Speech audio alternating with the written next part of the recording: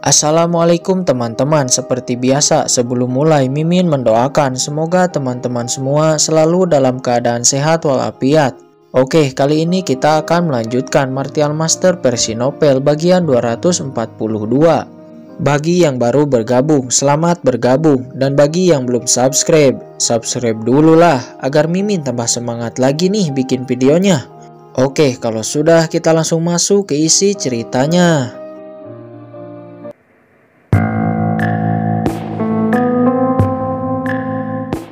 Dia mendesak spanduk setan langit, melesat, langsung menembak ke arah mereka semua. Jeritan kesakitan terdengar, hanya sesaat setelah itu berubah menjadi mayat yang mengenaskan. Cincin penyimpanan mereka semua ditarik, melayang jatuh ke tangan budak hitam, dan memberikannya kepada Qingchen. Melihat adegan itu, semua orang yang ada di sana nampak terkejut, termasuk Yin Peng dan Yin Hong. Sementara orang-orang yang lainnya memandang Qingchen dan budak hitam dengan kengerian dan ketakutan. Pada saat ini, Yin Peng dan Yin Hong tidak menyangka seorang wujud setengah langkah dari Orde Hitam dibunuh oleh pria berjubah hitam ini hanya dengan satu pertukaran. Budak hitam sendiri bahkan hampir tidak menyangka setelah menerobos kekuatannya benar-benar sangat kuat. Qingchen, apakah orang-orang ini juga harus saya bunuh? Ucap budak hitam sambil memandang dengan dingin semua orang yang ada di lembah. Merasakan tatapan dingin dari budak hitam, semua orang di sana nampak sangat takut. Senior, jangan bunuh kami. Kami akan memberikan cincin penyimpanan dan tanaman obat yang kami peroleh. Dan juga kami tidak akan membocorkan hal ini kepada siapapun. Ucap orang-orang di sana yang nampak ketakutan sambil berjalan dan akan menyerahkan cincin penyimpanan dan tanaman obat yang mereka peroleh kepada Qingchen. Semuanya, kalian dapat tenang. Saya bukan orang jahat. Saya bukan bandit seperti Orde Hitam. Kalian dapat menyimpan cincin penyimpanan kalian kembali. Ucap Qingchen sambil melihat orang-orang yang nampak takut dan menenangkannya. Tidak senior, anggap saja ini sebagai tanda terima kasih kami. Karena berkat senior, kami terbebas dari orang-orang Orde Hitam itu. Ucap orang di sana yang nampak takut dibunuh oleh budak hitam. Kekuatan yang ditampilkan budak hitam membuat mereka sangat ketakutan. Bahkan dari mereka ada yang meminta bantuan kepada Yin Peng dan Yin Hong. Baiklah, begini saja. Saya adalah seorang alkemis. Jika dari kalian semua ada yang mau menukar tanaman obat dengan pil saya, pil yang akan ditukar adalah pil yang sangat cocok untuk seorang wujong. Jika ingin menukar, silahkan datang ke sini. Jika tidak ingin menukar, kalian boleh pergi. Walaupun Qingchen berkata begitu, tidak ada dari mereka yang berani pergi. Mereka tetap takut dengan teror yang dipancarkan budak hitam. Seorang pria yang pertama datang kepada Qingchen dan mengeluarkan tanaman obatnya, lalu mengambil satu botol pil obat. Teman, tanaman obatmu ini jumlahnya cukup banyak. Kamu bisa mengambil 2 botol pil obat lagi, ucap Qingchen seraya mengambilkan 2 botol pil obat. Tidak tuan, satu saja sudah cukup untuk saya, ucap pria itu. Baiklah kalau begitu, kamu boleh pergi, ucap Qingchen dan mengambil semua tanaman langka di depannya. Melihat Qingchen benar-benar membiarkan pria itu pergi, semua orang yang tersisa di lembah mulai mengantri untuk menukarkan tanaman obatnya. Di dalam pikiran mereka hanya ingin buru-buru pergi dari tempat ini.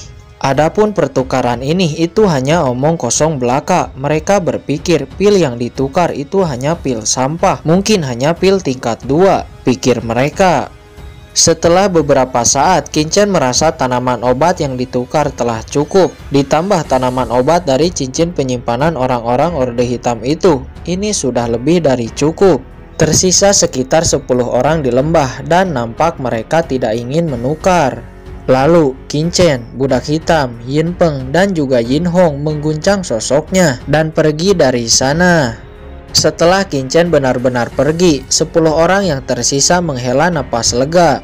Pada saat ini, orang-orang yang telah menukar dan pergi juga nampak menghela napas lega. Setelah pergi jauh dari lembah dan merasa aman, baru mereka mulai ingin membuka botol pil obat. Hah, omong kosong, paling-paling ini hanya pil tingkat 2, ucap mereka sesaat sebelum membuka botol pil. Setelah membuka botol pil, dia nampak terkejut, matanya melotot. Ini pil pojong. Ini benar-benar pil pojong puncak tingkat 5. Saya telah salah sangka kepada pemuda itu. Pil obat ini sangat langka, yang bahkan tidak bisa dibeli di kota dan sangat dibutuhkan oleh seseorang di ranah Wujong sepertinya. Memikirkan hal ini, kebanyakan dari mereka kembali ke lembah dan ingin menukar beberapa pil lagi. Namun sayang, setelah sampai di lembah, Qingchen dan budak hitam sudah pergi. Nampak wajah semua orang menyesal, termasuk 10 orang tersisa yang sama sekali tidak menukar tanaman obat miliknya. Orang lain masih bersyukur memiliki pil obat di tangannya, namun ke-10 orang ini nampak pahit dan menyesal karena telah mencurigai Qingchen sebelumnya. Scene berganti. Pada saat ini, Qingchen dan yang lainnya berhenti di sebuah tempat di rawa maut hitam. Setelah ini, kalian akan pergi kemana? Tanya Qingchen. Kami akan pergi keluar dari rawa maut hitam dan meninggalkan kota Blackmar City, ucap Yin Peng. Mereka telah menyinggung kamar dagang Gupeng dan Orde Hitam. Tentu mereka tidak bisa lagi tinggal di kota Blackmar City. Qingchen menganggukkan kepalanya. Ngomong-ngomong, Qingchen, kami mendengar kabar bahwa pusat reruntuhan kuno muncul di bagian selatan reruntuhan bawah tanah ini. Sekarang kabarnya semua ahli kuat dari kota Blackmar City dan utusan dari dinasti Dawei, dinasti Dazhou, dan dinasti Daxia sedang menuju ke sana. Apakah kamu juga ingin pergi ke sana? Ucap Yin Peng memberitahu. Pusat reruntuhan? Gumam Qingchen yang nampak tertarik dan memutuskan akan pergi ke sana.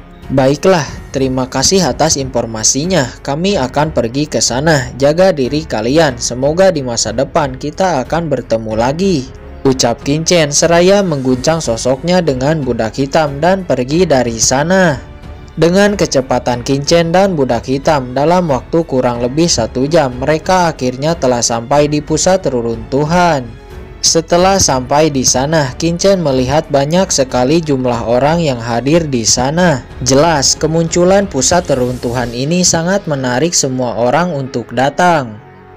Semua orang berdiri di sekitar pusat reruntuhan dan mereka nampak terpisah menjadi 3 kelompok besar, mungkin sesuai dinastinya masing-masing. Ayo pergi melihatnya, ucap Qingchen sambil bergerak dan berjalan membaur. Pada awalnya, nampak kedatangan Qingchen tidak menarik perhatian siapapun. Namun di saat Qingchen akan mencapai pusat reruntuhan, tiba-tiba, "Siapa kalian? Berani-beraninya memasuki pusat reruntuhan?" teriak seorang ahli dari Sekte Setan Bumi yang nampak marah, diikuti dengan cahaya pedang langsung menebas ke arah Qingchen dan budak hitam. Lancang. Mendapati hal itu, budak hitam menampilkan tombak es langsung memblokir cahaya pedang itu. Dan boom! Pria dari Sekte Setan Bumi itu langsung terpental, terluka parah dan mengeluarkan seteguk darah.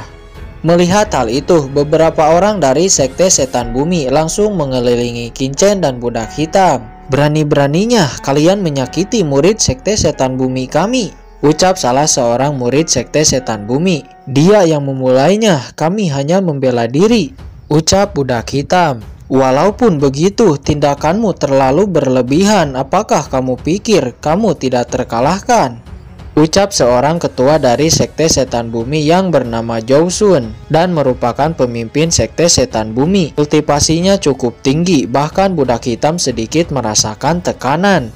"Tempat ini adalah rawa maut hitam, bukan milikmu. Mengapa kamu menghentikan kami?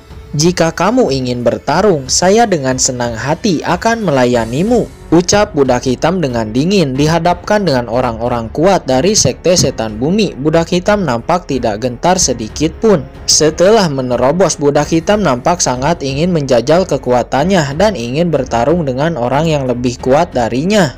Pada saat ini, aura budak hitam sudah hampir akan melonjak. Dan tiba-tiba, "Budak hitam, tenanglah, jangan impulsif," ucap Qingchen kepada budak hitam. Pada saat ini, keributan itu langsung menarik perhatian semua orang dari berbagai kekuatan besar untuk melihatnya. Mo Xiang dari Imperial Bespila yang melihat Qingchen, dia berkata kepada Mo Xincheng, "Ayah, Itu adalah anak yang mempermalukanku di pintu masuk kota Blackmar City waktu itu.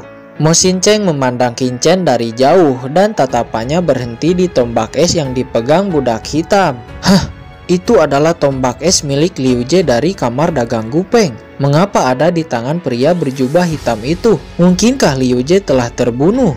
Ucap Mo Shinceng yang nampak buram. Dia mengenal Liu Jie. Tidak mungkin bagi Liu Jie untuk memberikan harta karun tombak esnya kepada orang lain. Hanya ada satu kemungkinan. Mungkin Liu Jie telah mati. Pada saat ini, hampir semua orang melihat ke arah Qinchen dan budak hitam. Beberapa percakapan juga terdengar dari orang-orang yang pernah melihat Qinchen sebelumnya. Mendapati dirinya sudah menjadi pusat perhatian, Qinchen tetap tenang. Sesaat persepsinya memindai dan mendapati ada banyak praktisi wujun di sana. Sesaat seorang pria muda dan wanita muda yang dikawal oleh beberapa praktisi wujun yang kuat mulai mendekat. Walaupun mereka berdua masih sangat muda, kultivasinya sudah memasuki ranah wujong, tentu memiliki bakat yang sangat luar biasa. Pria muda itu adalah Xia Wushuang, seorang pangeran ke-9 dari dinasti Daxia. Xia Wushuang berkata, "Sudahlah, karena ada seorang wujun dari kedua orang ini, jadi kita tidak perlu menghentikan mereka." Aturannya memang seperti itu, akan tetapi masalahnya mereka berdua telah melukai murid sekte setan bumiku. Ucap Jousun yang nampak marah dan tidak terima. Muridmu lah yang pertama menyerang, mereka berdua hanya membela diri. Lagi pula muridmu tidak mati, hanya sedikit terluka. Jadi lebih baik masalah ini tidak perlu diperpanjang lagi. Ucap tuan muda Xia Wushuang. Tiba-tiba seseorang menyela. Yang dikatakan Jousun benar, kedua orang ini telah mengganggu konsentrasi saya di saat saya sedang berusaha memecahkan formasi. Ucap seseorang bernama Zhao Pupet. Dia adalah seorang master formasi tingkat 6 dan merupakan satu-satunya master formasi tingkat 6 yang ada di sana. Oleh karena itu, semua orang hanya berharap kepadanya untuk bisa memecahkan formasi yang melindungi pusat reruntuhan. Karena kalian berdua berasal dari dinasti Dawei, saya ingin mendengar pendapat dari orang-orang dinasti Dawei. Ucap Jousun yang nampak masih tidak terima dan matanya memandang ke kerumunan dinasti Dawei. Walaupun mereka berdua berasal dari dinasti Dawei, namun karena tuan-tuan sudah memutuskan, saya tidak akan ikut campur. Ucap Mo Shinceng dari kerumunan dinasti Dawei. Karena kota kekaisaran dinasti Dawei belum mengetahui kabar tentang pusat reruntuhan ini, jadi Mo Shinceng dari Imperial Bespila memiliki otoritas tinggi untuk menyuarakan suaranya. Orde Hitam juga menambahkan, "Ya, kedua orang itu juga tidak ada hubungannya dengan Orde Hitam saya." Ucap manajer Orde Hitam yang nampak masih kesal karena Qinchen dan budak hitam telah menolak tawarannya waktu itu.